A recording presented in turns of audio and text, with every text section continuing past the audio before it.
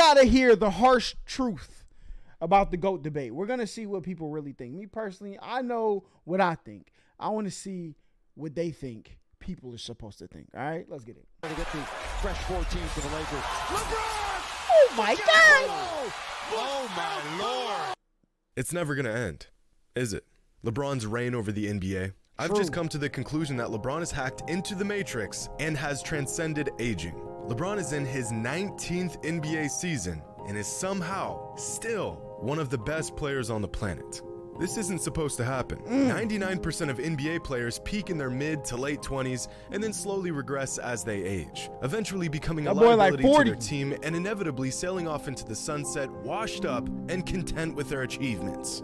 But not LeBron. The man is fighting his age like he's got a grudge on time itself. And the more he piles up on these mind-bending feats, the more we must ask ourselves the question, and I really hate to do this, but is LeBron the greatest basketball player of all time? Hold on, why do you hate to do that? Why? Why is that I hate to do this? Why is, maybe LeBron might be the GOATest, the GOATest, the greatest, same thing, you know what I'm saying? Why is that something you would hate to do? And if he isn't, what would he need to do to truly, once and for all, be the GOAT?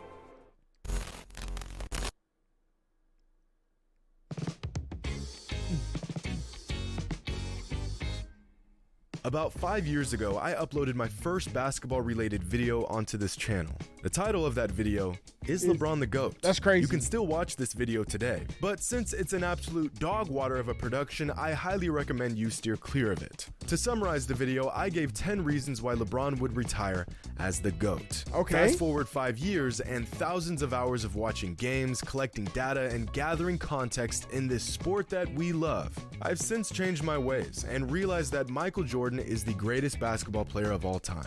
But my original assessment from 5 years ago hasn't completely changed, because I never said LeBron was the GOAT at the time. I just gave 10 reasons why LeBron would retire as the GOAT. But ever since I dropped that video, I've pretty much avoided the GOAT conversation altogether. I've put a spin on the idea of the greatest players in certain aspects of the game. I've talked about the greatest scorers, I've ranked players using purely numbers, but I've never really broken down who the greatest player is, in my opinion, because I just feel like the topic is a bit redundant. And ESPN already gives you a daily update on the GOAT debate anyways. I feel like if people sat down and really had like a hashed out GOAT discussion, these are the criteria of what we are judging on. Because I think that's really what it comes down to.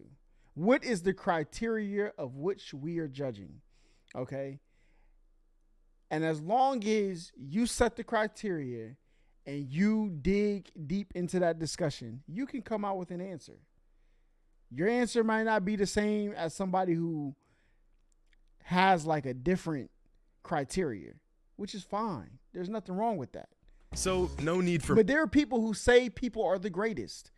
That when you find out the criteria and you dig deep into that criteria, they're not really the greatest, but they don't want to admit that. You know, it's crazy. Me to do it. But I think it's time we actually discuss this, because what LeBron is doing at this point in his career is just absurd. At the moment, there are pretty much 3 different camps on the whole GOAT debate. People who think Michael Jordan is the GOAT, people 75? who think LeBron is the GOAT, and people who are wrong. I'm just joking, of course, but not really. I'd say about 75% of people fall into the MJ's the GOAT category, about 20% of people fall into the LeBron's the GOAT category, and about 5% fall into the other category. Usually these other fans believe the GOAT is Wilt or Kobe or Kareem. There's not many of them, but boy, will they die on that hill. See, the thing here is that a lot of the fans in MJ's corner believe that he is and will forever be the GOAT. But realistically, is there anything LeBron can do to surpass him? I mean, there's gotta be some sort of objective metric we can use to distinguish the greatest player of all time. Okay. No opinions, no bias, just the facts. If LeBron somehow won 4 more championships and retired with 8 rings, he'd undoubtedly be the GOAT, right? Well, no, to some people, they'll say he lost in the finals. But for those people who say he lost in the finals, there's people who lost before they got to the finals. But they hold LeBron losing in the finals higher than they hold other people losing in earlier rounds. Yo, listen, please don't get me started. So there are paths for him to become the greatest ever. But where does that threshold lie, and what would LeBron have to achieve to get there?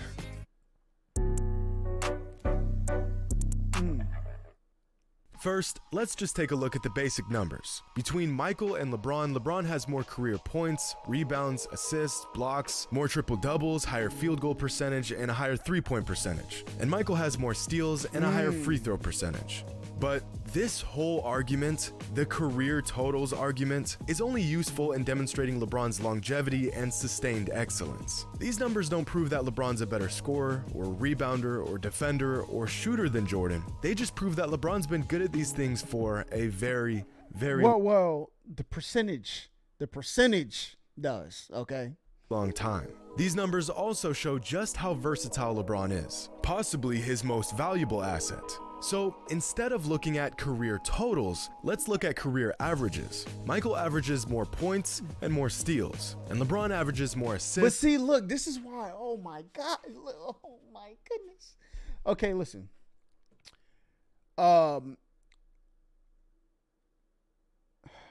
Points per game, 30 points. Cool. All right. But then when you head on down here to assist, he averages 2 more assists, which the minimum that somebody can score when you're assisting the ball is 2 points. Okay. So you have to add those 4 points that LeBron is accounted for to his points per game, because that's how much he averages over Jordan, which will put him at 31 points. Or even if you add 12 points to this, which will put him at 42, and 15 points, 12.4 to this. Oh, I'm looking at rebound, dog. Okay, you add 10.6 to this, which will put it at 40.7, and you add 14.8 to this, which will put it at 41 something. He accounts for more points in the game than Michael does. But people only look at the points that you put in the bucket. It's a team game, ladies and gentlemen. And more rebounds. And as much as it pains me to say this, this is usually where the argument for the GOAT ends for most people. Throw in a required comment about their finals records and you pretty much have a condensed version of most GOAT debates. But there is so much more to unpack here. So let's unpack it. Okay, let's get it. Let's see what else there is, okay? So y'all know how much I like advanced stats. They don't tell the full story, but if you know which ones to look for, you can discover some nuances in a player's game that you won't get by just watching them play.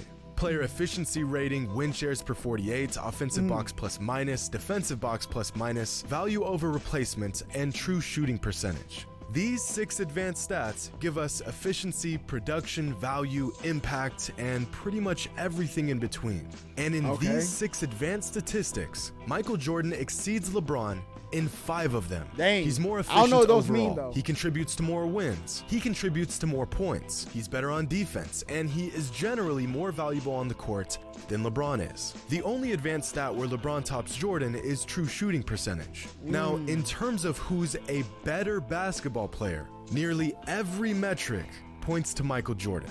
But really I don't know what this means. What does offensive what do these mean?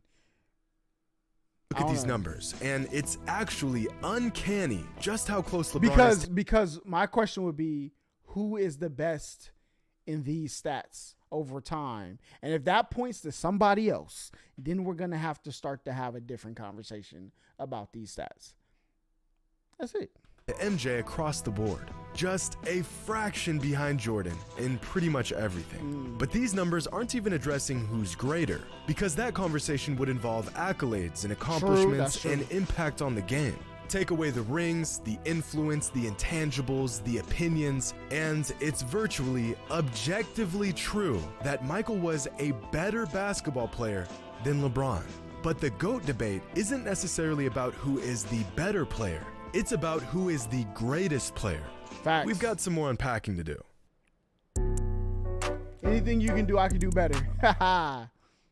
Now, we cannot have a thorough GOAT debate without discussing the accomplishments of each player. Numbers are cool and they have their purpose, but numbers alone aren't indicative of greatness. They're just a vehicle to greatness. This is why, despite James Harden spending half a decade piling up some of the greatest scoring numbers in NBA history, most people don't consider him greater than some players with far lesser offensive numbers. The numbers complement the accolades. Yo, James Harden was cooking. This is also why I consider Wilt Chamberlain to have been a better basketball player than Bill Russell, but Bill Russell was greater than Wilt. Facts. Wilt achieved his greatness through his numbers, whereas Russell achieved his greatness by contributing to an unrelenting style of winning basketball. So let's take a look at the accomplishments of both Michael Jordan and LeBron James. Now, there are plenty of other awards a player can earn in the NBA, but these are the ones that really stand out on a player's resume. Championships, Finals MVPs, regular season MVPs, Defensive Player of the Year, All NBA selections, and All Defensive Team selections. And amongst these 6 categories, Jordan beats LeBron in 5 of them. And Michael accomplished all of this in just 15 seasons to LeBron's full 18 seasons. The only category where LeBron outperformed Michael is in all NBA selections. And During Michael's reign of the NBA, right, which was pretty much the 90s. What other player was in the 90s that was great? I'm just asking questions, okay? Because a lot of people tell me the next best player was Clyde Drexler. Who would Clyde Drexler be in this NBA? Would he be Steph? Would he be KD? Would he have been Kobe in the beginning?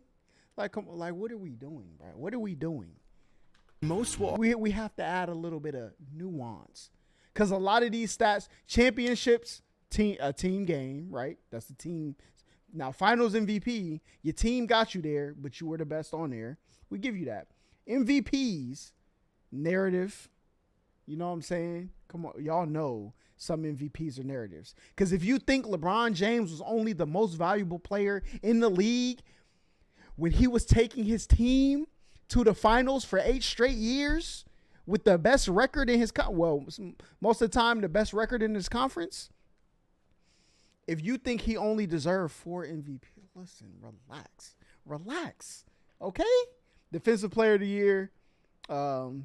Obviously, I don't think there's many people who think like LeBron is better than Michael Jordan defensively. That's cool. All NBA longevity, right? He has more All NBAs than Michael Jordan has seasons. So clearly, you know, and all defense. Argue that again. But the MVP one, this one definitely, I feel like, come on now. Come on.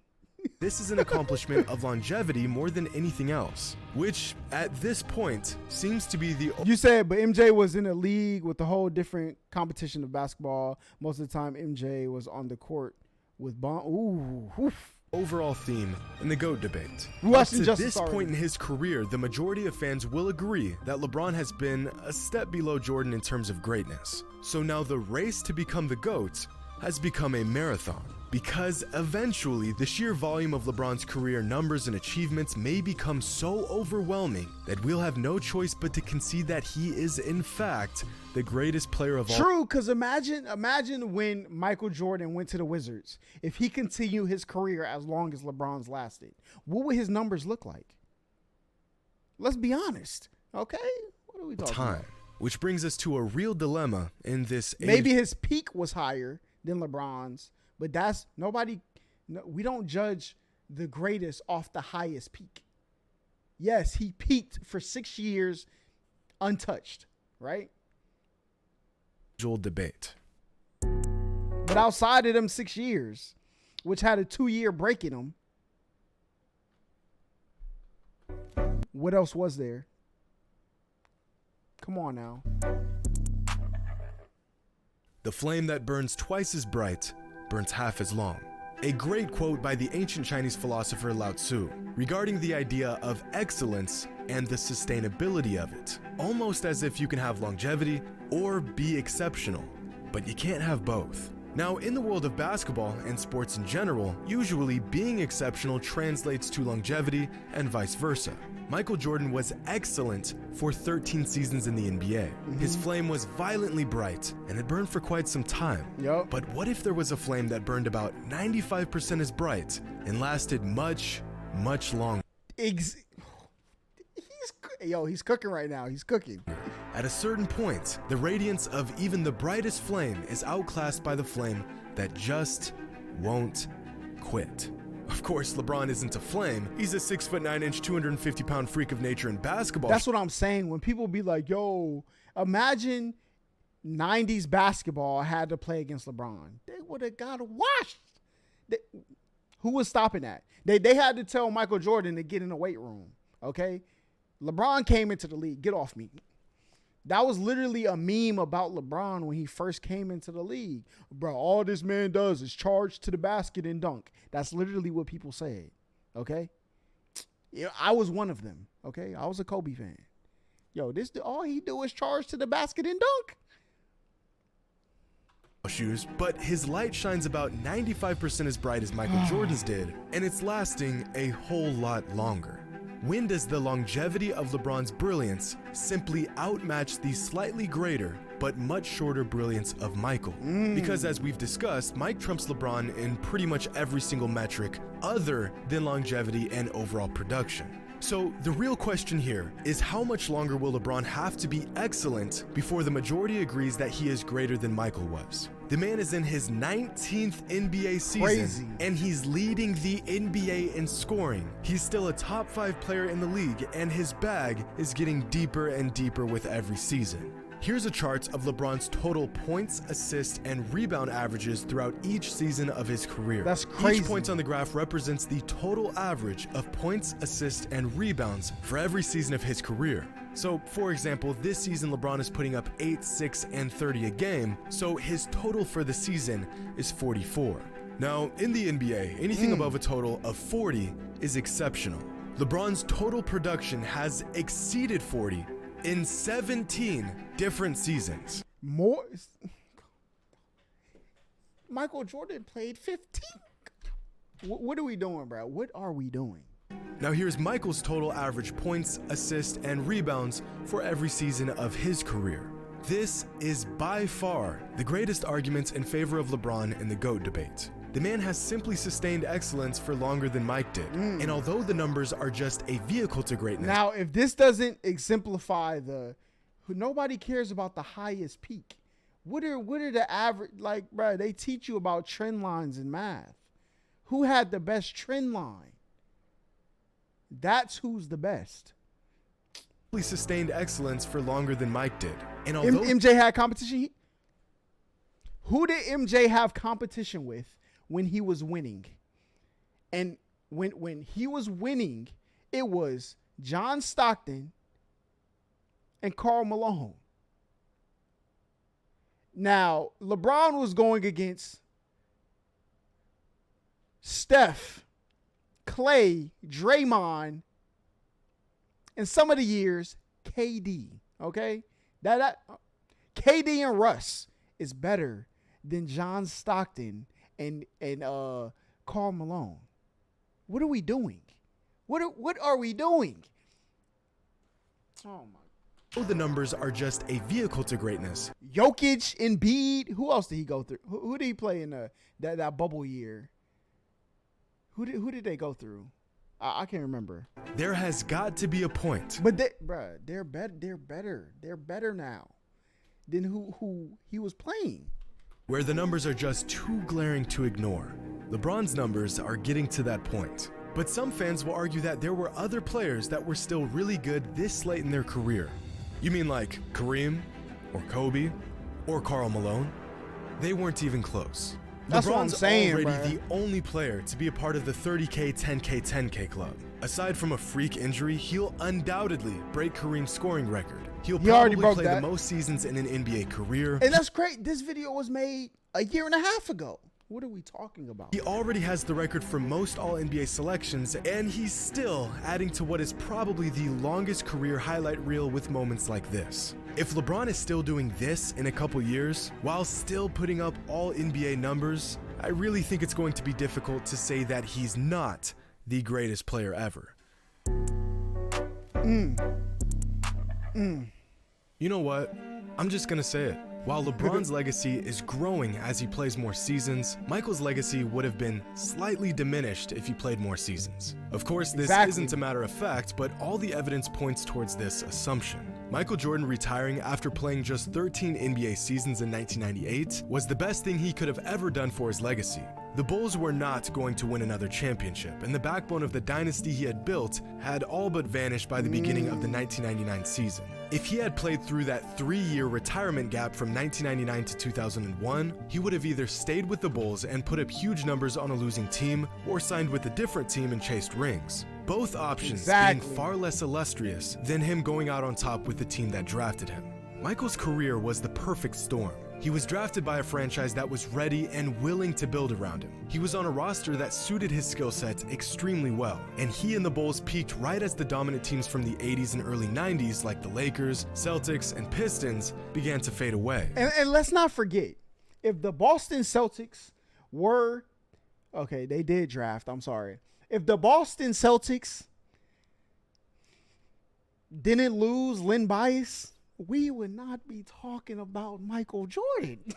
I'm joking. You're great. Okay. I'm trolling. I'm trolling a little bit. Okay. I'm trolling a little bit. But Boston would have cooked up a team. Okay. Let's relax. You could not have written a better career if you tried.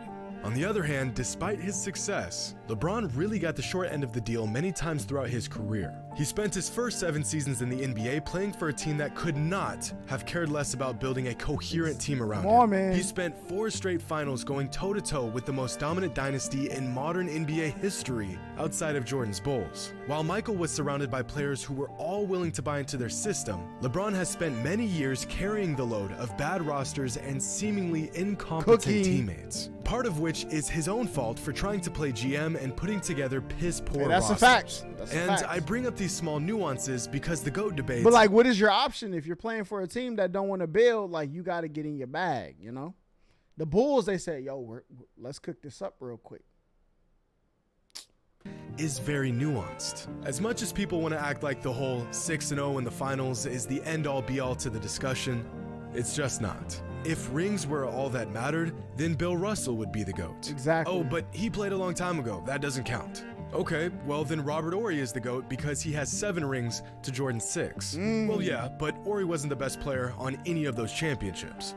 Okay, so is the argument about rings, or is it about being the best player on the court, or a mixture of both? Is a player's performance, despite how masterful it was, right now, all in vain if his team loses? That's what I'm saying. Like, the talent, AI, Tracy McGrady, Kobe, Shaq was all still cooking when he came in. You had Dwayne Wade, who in Jordan's era is comparable to the people that he was playing against. Yes, in the beginning, LeBron lost. But in the beginning, Jordan lost too. Magic and Bird were still winning when LeBron came in. By the time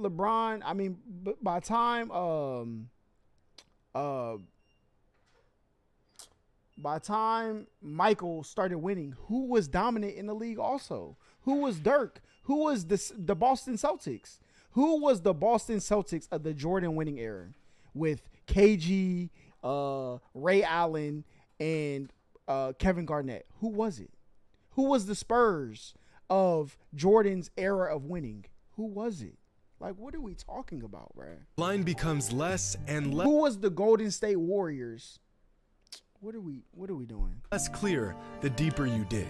No single metric can be used to determine this debate. And the unpacking of every small minute detail is a necessary burden. But unfortunately, it's a burden that most fans won't bother to take on.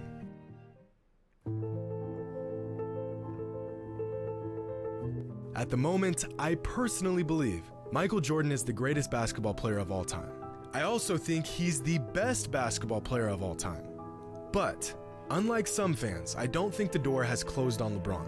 I think that if LeBron can continue to dominate the league for a few more seasons and continue to shatter our previous notions of what we thought was possible in a single NBA career, I think that he has a chance to retire as the greatest player of all time. But of course, only time will tell. And fortunately for LeBron, time seems to perpetually be on his side.